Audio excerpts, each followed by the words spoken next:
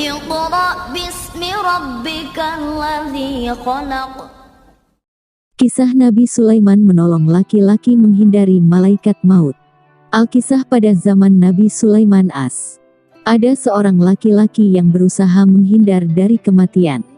Suatu hari Nabi Sulaiman sedang menjamu tamu-tamu beliau. Di tengah perjamuan makan itu, sesosok lelaki menghampiri Nabi Sulaiman. Lelaki yang menghadap Nabi Sulaiman itu rupanya adalah malaikat Israel. Usai menemui Nabi Sulaiman, malaikat Israel tampak menatap lekat ke arah seseorang di antara tamu-tamu yang hadir.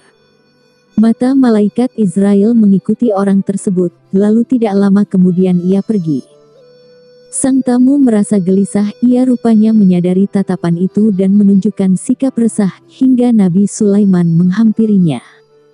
"Wahai saudaraku, apakah yang menyebabkanmu tampak sangat resah? Apakah ada yang tidak memuaskanmu dari jamuan ini?" tanya Nabi Sulaiman pada tamunya. Bukan begitu. Jamuan yang engkau berikan sungguh lebih dari yang aku harapkan. Engkau memang orang yang sangat mulia," jawab sang tamu. Nabi Sulaiman mengangguk paham.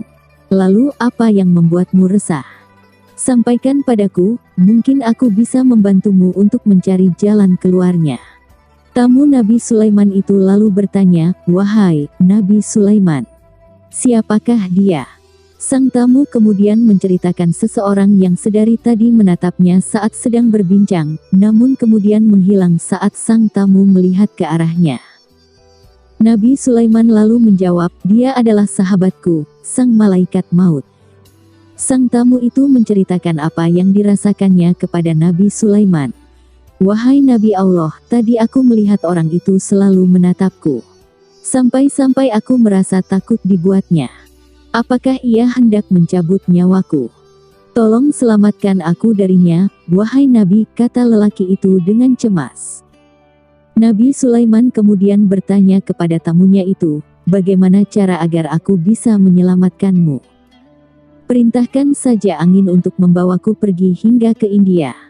Dengan begitu, mungkin saja ia akan kehilangan jejakku sehingga tidak bisa mencabut nyawaku," usul sang tamu. Nabi Sulaiman kemudian memanggil angin untuk membantunya. Nabi Sulaiman memang bisa mengendalikan angin, sebagaimana yang Allah firmankan di surat Al-Anbiya ayat 81. "Dan telah kami tundukkan untuk Sulaiman angin yang sangat kencang tiupannya yang berhembus dengan perintahnya ke negeri yang kami telah memberkatinya. Dan adalah kami maha mengetahui segala sesuatu."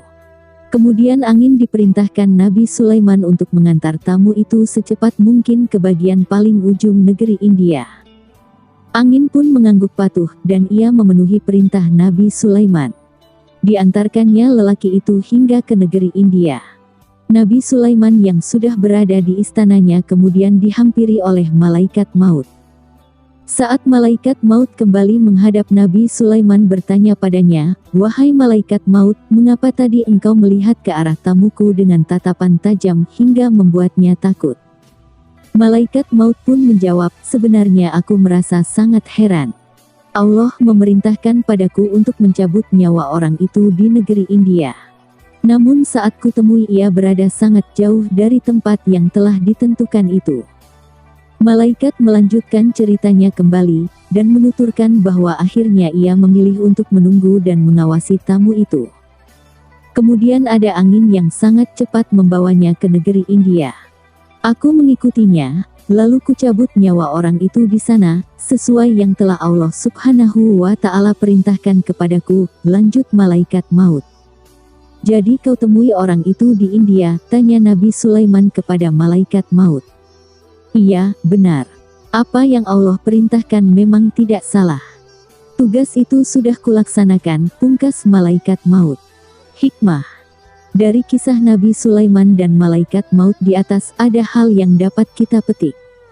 Bahwa kematian tidak dapat dihindari walau kemanapun kita pergi. Jika malaikat maut telah menjemput, maka saat itulah ajal kita tiba. Setiap yang bernyawa pasti akan mati dan tidak akan bisa menghindar dari takdir kematian. Karena itu sudah ketetapan Allah SWT.